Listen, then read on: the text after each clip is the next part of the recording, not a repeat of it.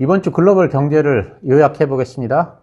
다들 아시다시피 연준이 기준금리를 0.5% 인하하는 빅컷을 단행했습니다.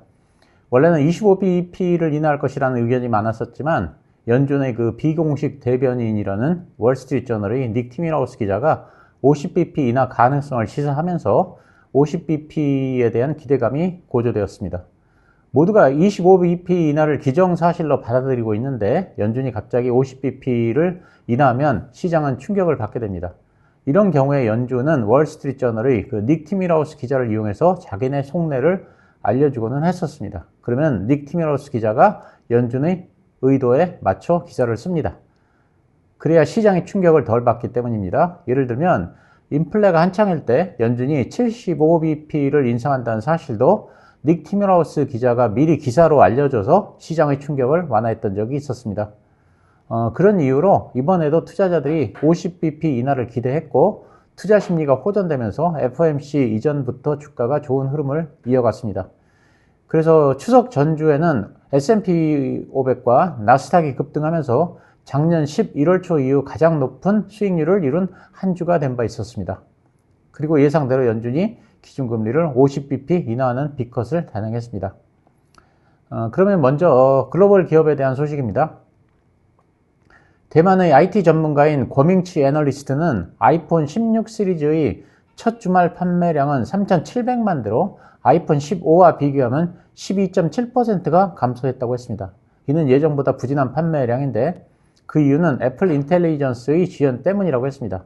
또한 아이폰 16 프로도 아이폰 15 프로보다 판매량이 27%가 감소했는데 10월 이후 애플 인텔리전스가 공개되면 프로 모델의 수요가 회복될 것으로 전망했습니다.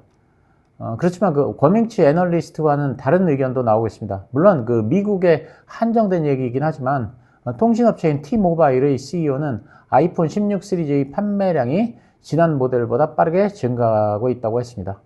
팀쿡 CEO는 카메라와 애플 인텔리전스의 기능이 좋다면서 핸드폰을 바꿀 이유가 된다고 했지만 판매량에 대해서는 아직은 모르겠다는 조심스러운 입장입니다. 한편 그 EU 규제 당국은 애플이 타사의 스마트워치와 헤드폰도 호환될 수 있도록 하는 조치를 6개월 이내에 마련되지 않으면 과징금을 부과할 수 있다고 애플을 압박하고 나섰습니다. 애플은 내년에는 애플 인텔리전스 지원 언어에 한국어를 포함시키기로 했습니다. 그리고 그 다음 달에는 그 iOS 업그레이드 버전부터 애플 인텔리전스 일부 기능을 사용할 수가 있게 됩니다. EU가 2019년에 구글에 부과한 14억 9천만 유로, 약 2조 2천억 원의 그 반독점 과징금이 EU 법원에서 취소됐습니다. EU 일반 법원은 성명서에서 밝히기를 EU 집행위원회가 조사 및 과징금 부과 결정 과정에서 오류를 범했다면서 과징금 부과 처분을 취소한다고 했습니다. 2019년에 EU 집행위는 구글이 애드센스 사업을 통해서 온라인 광고 시장에서 경쟁을 억제했다며 과징금을 물린 바 있습니다. 그렇지만 그 법원은 구글이 혁신을 차단하거나 소비자에게 위해를 가했다는 점, 검색 광고 시장에서 구글의 지배적인 위치를 유지 강화하는 데 도움이 됐다는 점을 집행위가 입증하지 못했다는 입장입니다. 마이크로소프트가 600억 달러 규모의 자사주를 매입하고 분기 배당금을 10% 인상하기로 했다고 밝혔습니다.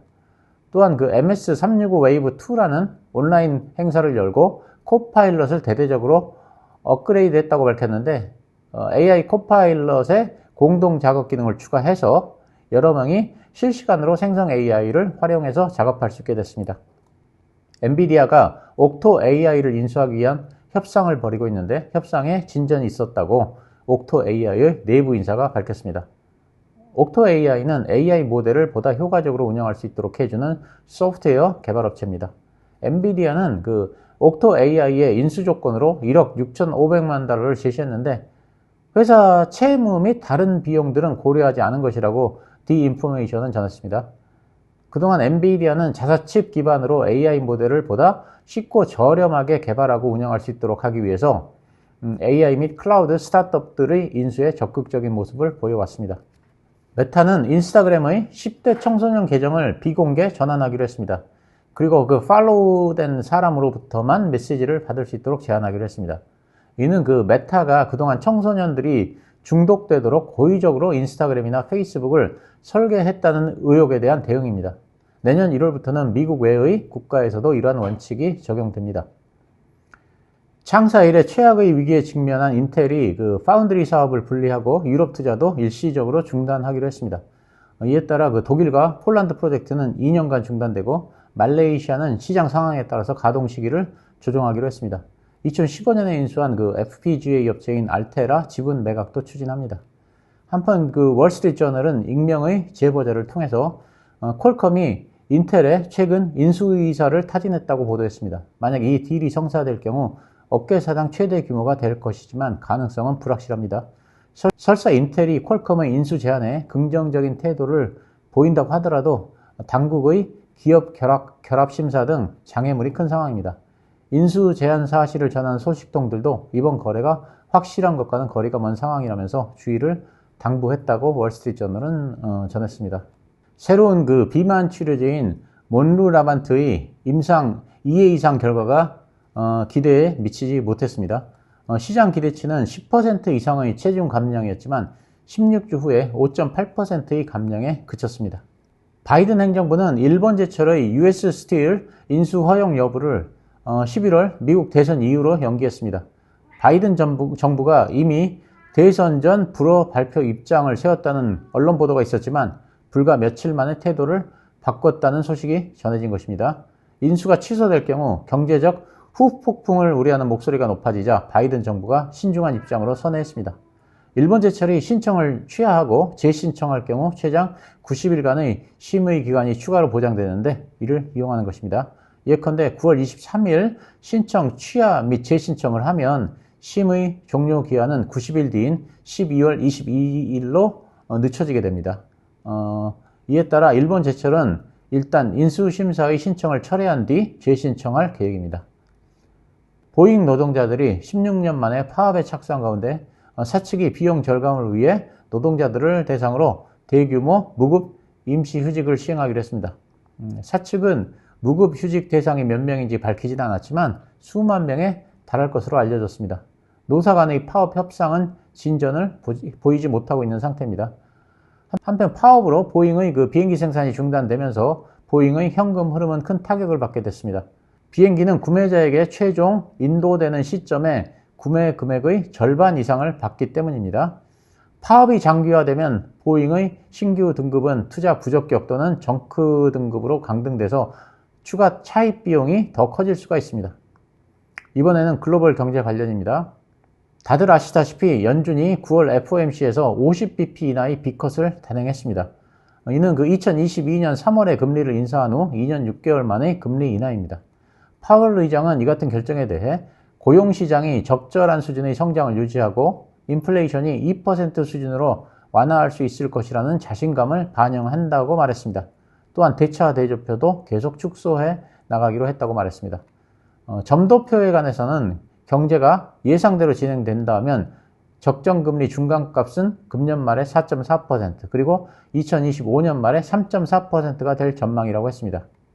한편 인플레는 7%의 정점에서 금년 8월에는 2.2%로 크게 완화돼서 2%를 향해 지속 가능한 방향으로 움직인다고 했고 연준은 최대 고용을 지원하고 인플레를 2%대로 유지함으로써 경제의 강세를 지원하고 있다고 밝혔습니다. 결국 인플레 상승 위험은 감소하고 노동시장의 냉각 신호는 분명한 만큼 연준의 관심사가 물가에서 고용으로 이동했는데 실제로 FOMC 성명서에서는 고용은 slowed라고 했고 물가는 gained, great confidence라고 하면서 supporting maximum employment라고 했습니다. 자, 정리를 하자면 연준이 이번에 50bp를 인하했고 점도표에 의하면 금년에 추가로 50bp를 인하할 것으로 보입니다. 현재 11월과 12월에 FOMC가 열릴 예정이므로 각각 25bp 인하가 예상됩니다. 그리고 2025년에 추가 100bp 인하, 그리고 2026년에 50bp를 인하해서 2026년의 기준금리를 2.9%로 제시하고 있습니다. 그렇지만 점도표는 수시로 변하기 때문에 신뢰할 만한 예상은 아닙니다.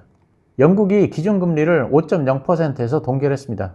BOE 위원 9명 중에서 8명은 금리 동결에 찬성했고 나머지 1명은 25bp 인하를 주장했던 것으로 알려집니다.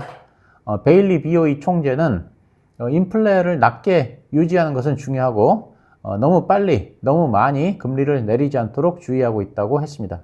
그는 금년 말 2.5%의 인플레이션을 전망했고 임금 상승률은 5.1%로 높은 수준을 유지하고 있다고 했습니다. 특히 여전히 높은 서비스 물가를 우려하고 있지만 점진적 금리 인하의 길을 가고 있다고 밝혔습니다. 일본은행이 20일 통화정책회의에서 연 0.25%인 기준금리를 동결했습니다. 금리 동결은 이미 예상이 됐었습니다. 시장에선 일본은행이 이르면 12월 추가금리 인상에 나설 것으로 보고 있는데 엔캐리 트레이드 청산 움직임이 또 나타날 가능성에 주목하고 있습니다. 노무라증권은 대부분의 단기 트레이드는 8월 초에 청산이 됐지만 중장기 트레이드는 여전히 남아있다면서 금리 인상을 결정할 경우 중장기 캐리 트레이드의 청산이 우려된다면서 청산 속도가 빨라질 수 있다는 점을 우려했습니다. 미셸 보먼 연준 이사는 이번 FOMC에서 유일하게 25bp 인하를 주장했던 인사인데 보먼 이사는 근원 PC가 1년 전보다 2.5% 이상 빠르게 상승하는 등 우리는 아직 인플레 목표치를 달성하지 못했다고 말했습니다. 보먼 이사는 25bp 인하를 주장했던 건에 대해서 더 큰 폭의 금리 인하가 물가 안정 의무에 대한 조기 승리의 선언으로 해석될 수 있다는 점을 우려했다고 말했습니다.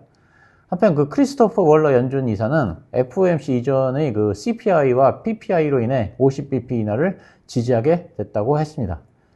그는 PC 물가지수가 지난 3개월간 연준의 목표치인 2%보다 낮은 연율 1.8% 미만이라면서 노동시장에 대한 걱정이 아니라 유리한 인플레이션 지표 때문에 연준 위원들이 0.5% 인하를 지지했다고 말했습니다.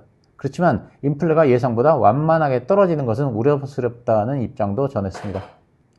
미국 노동부는 신규 실업수당 청구 건수가 21만 9천 건으로 전주 대비 12,000건이 감소했다고 밝혔습니다. 이는 5월 중순의 21만 6천 건 이후 4개월 만에 최저치입니다. 예상치는 22만 9천 건이었는데 예상을 크게 하회했습니다. 2주 이상 실업수당을 신청한 계속 실업수당 청구 건수는 182만 9천 건으로 전주 대비해서 14,000건이 줄었는데 이는 6월 초 이후 3개월 만에 가장 낮은 수치입니다. 블룸버그 통신은 실업수당 신청 건수가 5월 이후 최저 수준으로 떨어져서 고용 침체에도 불구하고 일자리 시장은 여전히 건강한 것으로 나타났다고 밝혔습니다. 신규 실업수당 청구 발표 후 경기 침체에 대한 우려가 과했다는 인식이 확산되면서 다우지수가 42,000을 돌파해서 역대 최고치를 경신했고 S&P 500도 5,700을 넘어서면서 역시 최고치를 경신한 바 있습니다. 미국의 주택시장에 대한 긍정적인 신호가 나타나고 있습니다. 미국의 30년 모기지 금리가 2년 만에 최저 수준을 기록했으며 주택 착공 건수도 크게 증가한 것으로 나타났습니다. 금리 인하 전 이미 모기지 금리는 하락세를 보이며 6.15%로 집계됐었는데 이는 2022년 9월 이후 가장 낮은 수치입니다. 미국의 지난달 신규 주택 착공 건수도 전달보다 10% 가까이 늘었습니다. 지난 8월 신규 주택 착공 건수는 지난 7월보다 9.6%가 늘어난 135만 6천 채를 기록했습니다. 주택시장의 흐름을 가늠하는 신규 주택 착공 허가 건수도 직전 달보다 4.9%가 증가해서 주택시장이 활발해지고 있다는 것을 알 수 있습니다. 전 미 부동산 중개인협회에 따르면 8월 미국 기존주택 판매는 전월 대비 2.5%가 감소한 연율 386만 채로 집계됐습니다. 기존 주택 판매는 7월 들어서 5개월 만에 증가세로 돌아섰지만 한 달 만에 다시 감소세로 전환했습니다. 그렇지만 기존 주택의 중간 가격은 오름세를 이어갔습니다. 8월 기존 주택 중간 가격은 전년 대비 3.1%가 상승한 41만 6,700달러를 기록했습니다. 기존 주택 중간 가격은 14개월 연속 연간 상승세를 기록하고 있습니다. 7월 말 시장에 나와 있는 주택 재고는 전월보다 0.7% 증가한 135만 채를 기록했는데 이는 현재의 판매 속도로 봤을 때 4.2개월치입니다. 그렇지만 최근에 모기지 금리가 하락하고 있고 재고가 늘어나고 있어서 향후 주택 판매가 늘어날 것으로 보입니다. 이렇게 이번 주 글로벌 경제와 증시에 대해서 간략하게 정리해 봤습니다. 자, 모두들 편안한 주말 보내시기 바랍니다. 감사합니다.